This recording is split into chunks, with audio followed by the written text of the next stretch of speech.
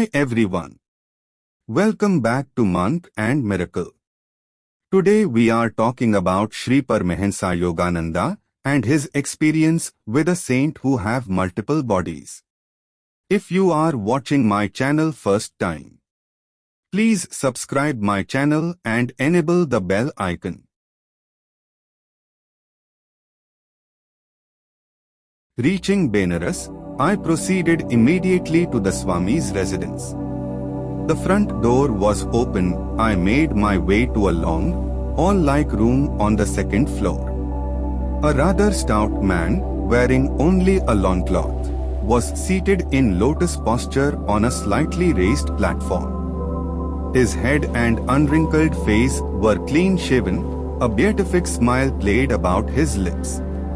To dispel my thought that I had intruded, he greeted me as an old friend. Baba Anand. His welcome was given heartily in a childlike voice. I knelt and touched his feet. Are you Swami Pranabananda? He nodded. Are you Bhagwati's son? His words were out before I had had time to get father's letter from my pocket. In astonishment, I handed him the note of introduction, which now seemed superfluous. Of course I will locate Kedarnath Babu for you. The saint again surprised me by his clairvoyance. He glanced at the letter and made a few affectionate references to my parent. You know, I am enjoying two pensions.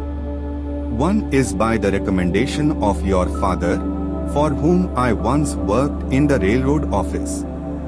The other is by the recommendation of my heavenly Father, for whom I have conscientiously finished my earthly duties in life.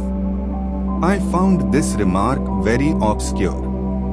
What kind of pension, sir, do you receive from the heavenly Father?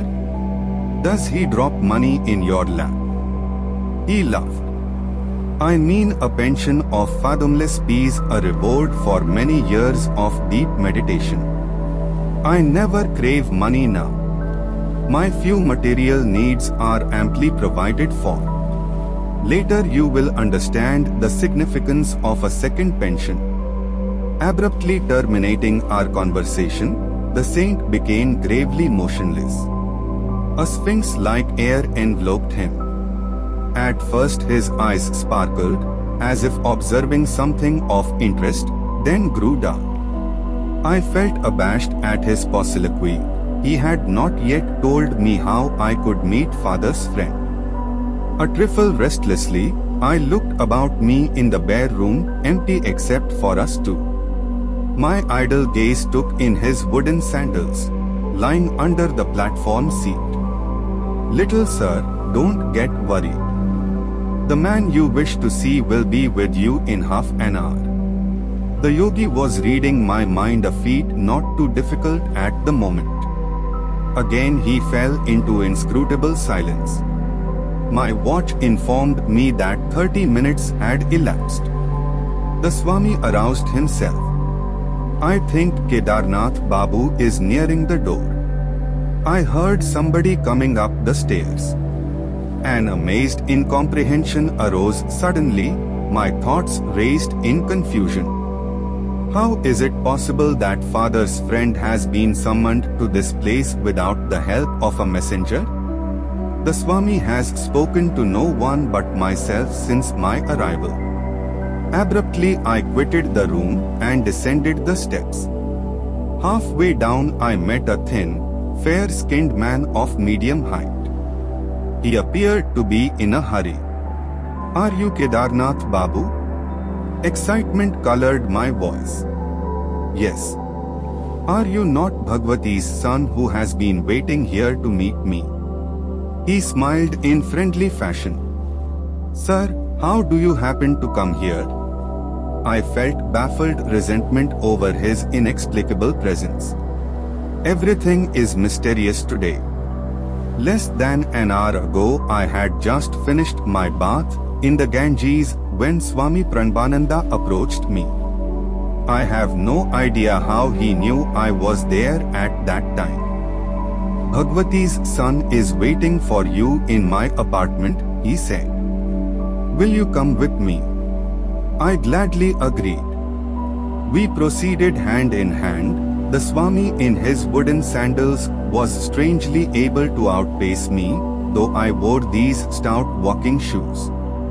How long will it take you to reach my place? Pranabanandaji suddenly halted to ask me this question. About half an hour. I have something else to do at present. He gave me an enigmatical glance. I must leave you behind. You can join me in my house, where Bhagwati's son and I will be awaiting you. Before I could remonstrate, he dashed swiftly past me and disappeared in the crowd. I walked here as fast as possible.